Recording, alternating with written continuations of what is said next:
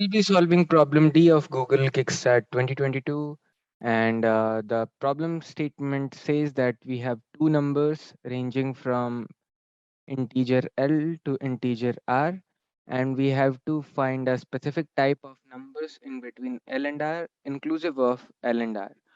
So what is the type of number we are looking for? So let's say we have some number. The We'll multiply each of its digits. Okay, so the product of digits, we'll have one thing. We'll also add each of the digits. So we'll have uh, addition of digits as well. And then what we are looking for is that this sum of digits should divide the product of digits. So basically, what we are looking for is product of digits modulo sum of digits should be equal to 0. This is what we are looking for. Okay, so let's take an example. For example, a number 459. What is its sum of digits? It is 18. And what is the product of each the digit? So 4 into 5 into 9, which is equal to 180. So 18 divides 180. So 459 will be one of our numbers. Okay. So this is what it is going to be. If you want to check one by one, going from L to R and then checking each number if this property is being followed or not by the number, you'll get one subtask passed because the test data is very small. So let's say we have L and R ranging up to 10 to the power 5. And we keep on doing this each time for each number for 10 to the power 5 numbers. In the worst case, L will be equal to 1 and R will be equal to 10 to the power 5. So we'll have to traverse each of these 10 to the power 5 numbers and check for this property. How much time are we taking for checking this property? It's nothing but log n, and log also with a base of 10. Okay, so not an issue. This will pass. Uh, this should pass and this will pass. But for the higher test data where L and R can range up to 10 to the power 12, we cannot do that. Okay, we cannot do that because anything of the order of 10 to the power 12 will not pass. So instead, what we can do, we can use the concept of digit DP. So let's say we had some numbers from L to R. What we can do is that we had some more numbers before L as well, obviously. So yeah, this is the structure. And what we have to do is that we have to count all the numbers between L and R which follow some kind of property. Okay, so yeah, what we can do instead of calculating b- in between L and R, what we can do is that first we can calculate all such numbers till the R point. Okay, so we'll have all such type of numbers from 0 to R. And then what we can do, we can just subtract all these numbers, right? We can subtract all these numbers from uh, like whichever, let me write it instead. So we'll solve from 0 to R, right? And then we'll subtract the answer from 0 to L minus 1. Let's not write this even. So we'll solve for R and then we'll subtract L minus 1. We'll solve for L minus 1 and then we'll subtract. So this is what we are going to do. you have to generate each number in between L and R one by one. So let's say we have a 3-digit number.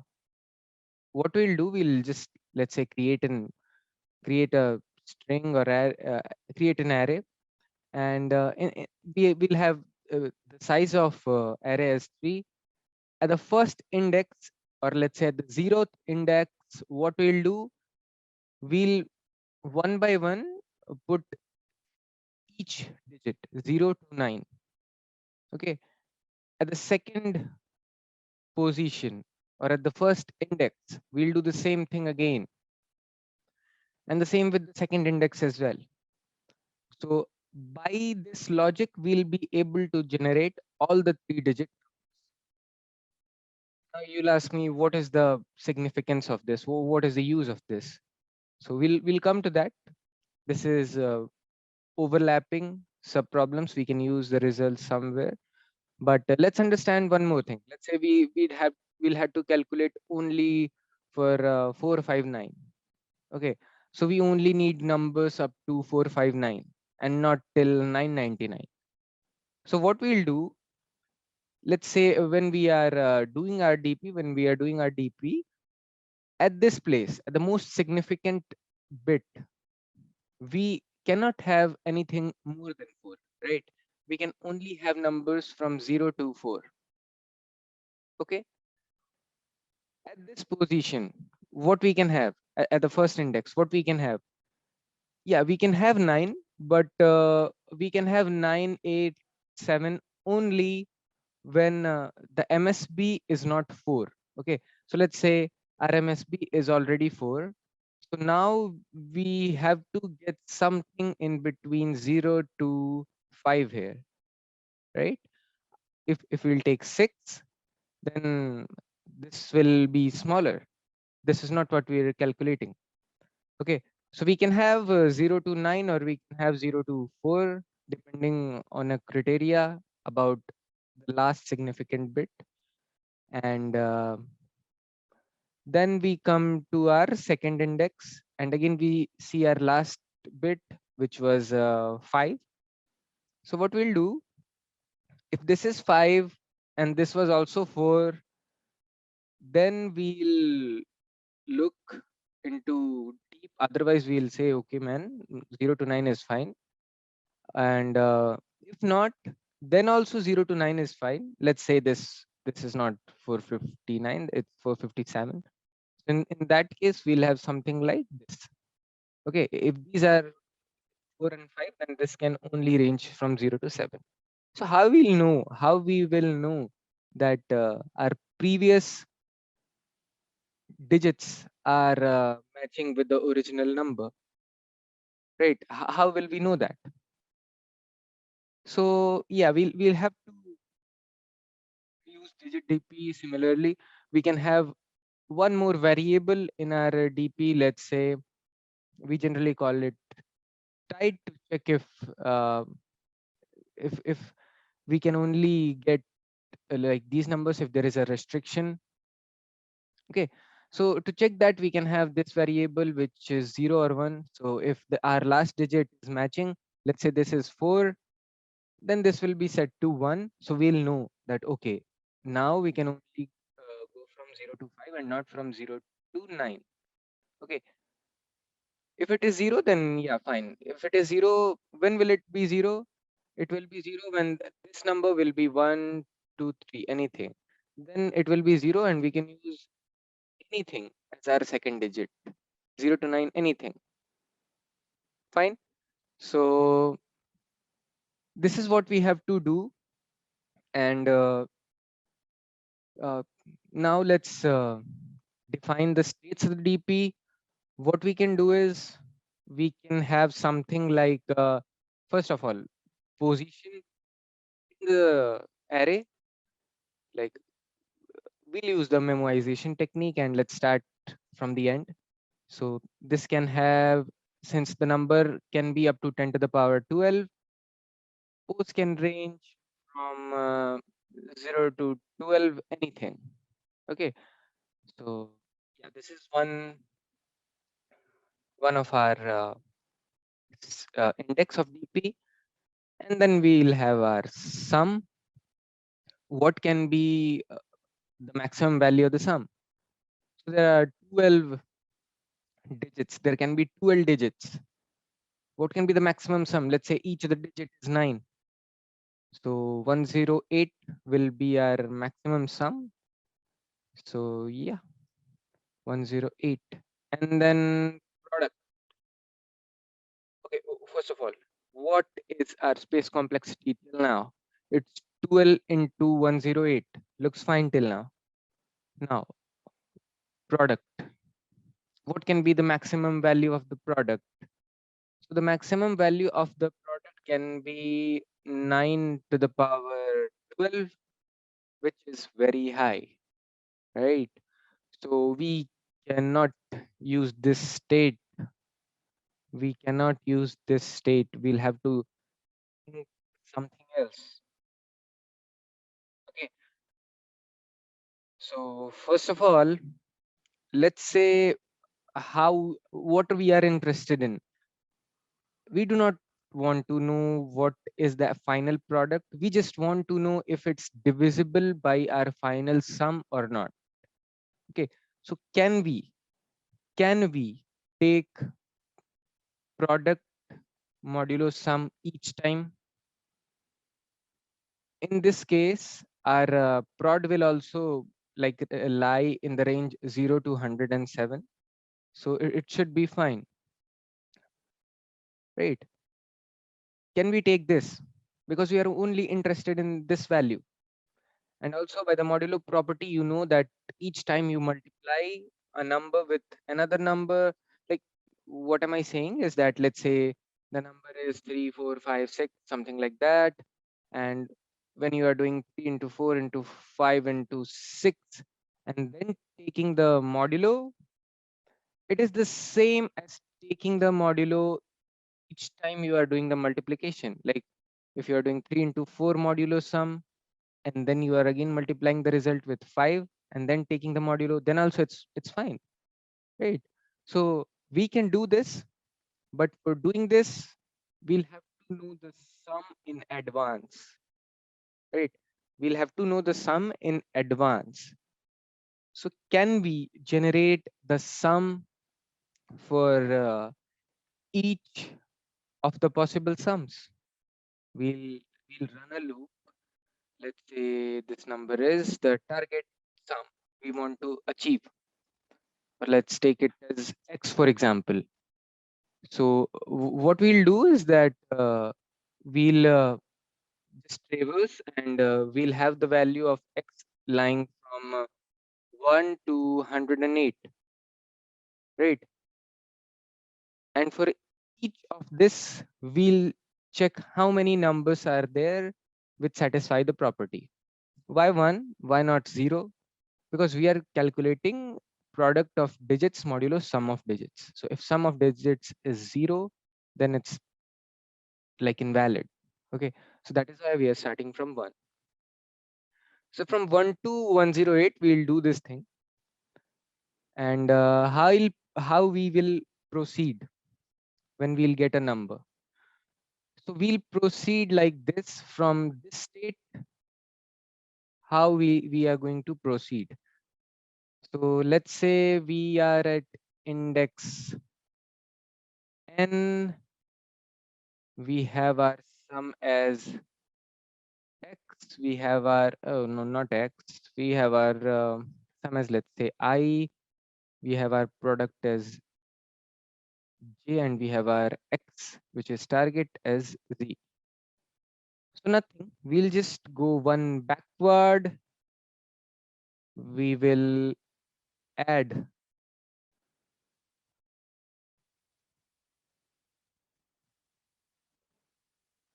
whatever was the last number. We'll add it here, and in the product we'll multiply that number, and x will remain x. Once we reach to pos equal to 0, position equal to 0, then we can check If our property holds,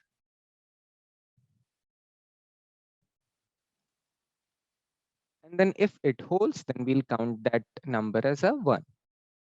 Okay, so that is the thing we are going to do. Let's look at the code once. I have the code ready with me. So let's go line by line.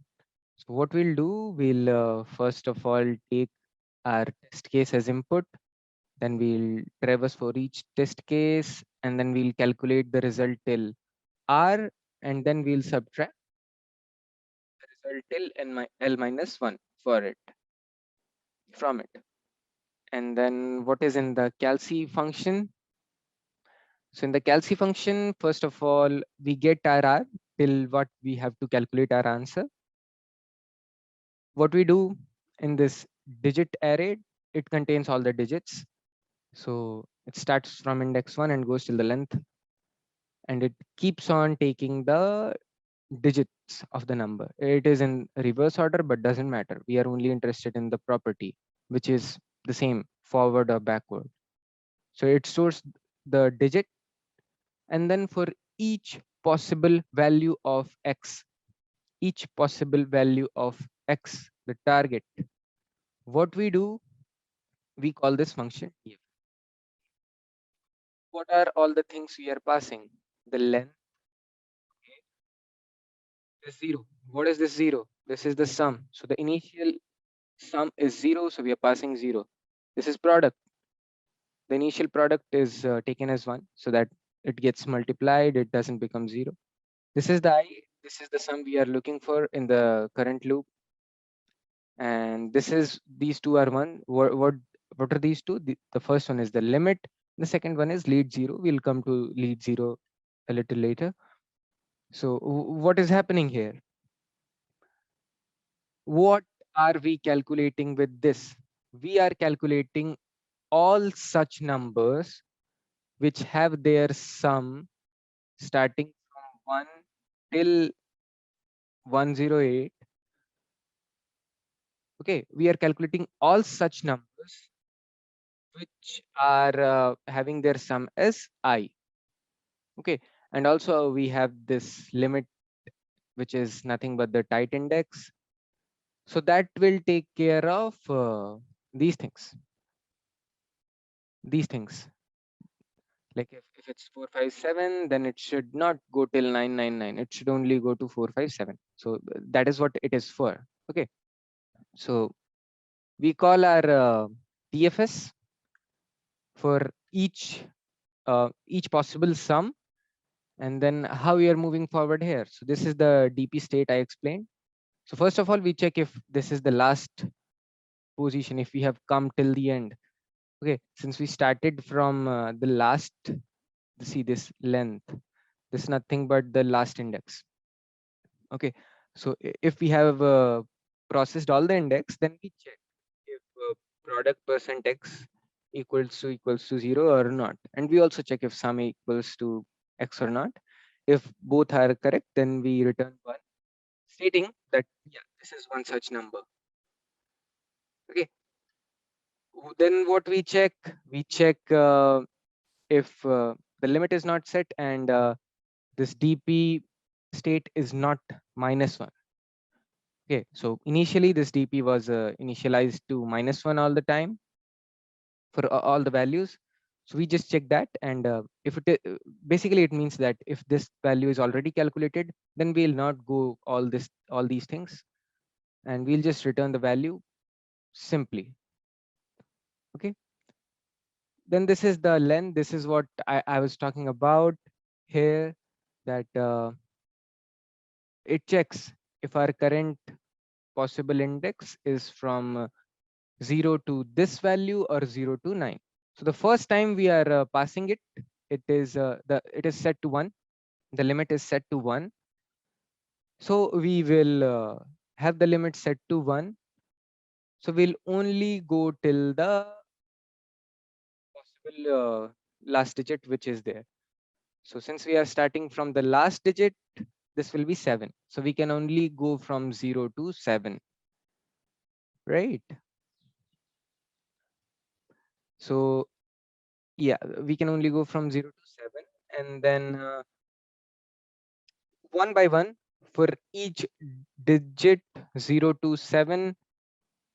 What we are going to do is that we are going to check if all the numbers before this number are were already 0, and even what we are looking for now is 0. Okay, so if everything was 0 and we are still looking for 0, then we'll call this function. Otherwise, we'll call this function. So let's look at this function first, and then we'll go to this function, because this is an edge case. Okay, so what we'll do, we'll one by one insert each value from 0 to 7, and then we'll check. We'll just get back one index. So from 7, we are just going to 5 by inserting each value from 0 to 7. Here we are inserting each value from 0 to 7 and then passing on this information to 5. Okay, so we will have this as pose minus 1, and then sum plus I, because we inserted I right now. Prod into I modulo x, because that is what we are interested in right now, as I explained. X, which is the sum we are looking for. Okay, limit. So if limit was already set, right? If this number was 7 already, if this number was 7 already, then this number can be from 0 to 5. Notice that we are going backward here, but it doesn't matter. You can even go forward. It doesn't matter, because we are only interested in the property of the sum of digits and product of digits, which is equivalent forward and backward. So if this is 7, then we can only go from 0 to 5. Otherwise, we can go from 0 to 9. So just to check that, if limit was already set and this is the last digit we are going to insert, okay, len. So len was either 9 or the digit which was present at that index. Okay, so this is the last number. If it is the last possible number, then we'll set the limit. Otherwise, we'll not set the limit.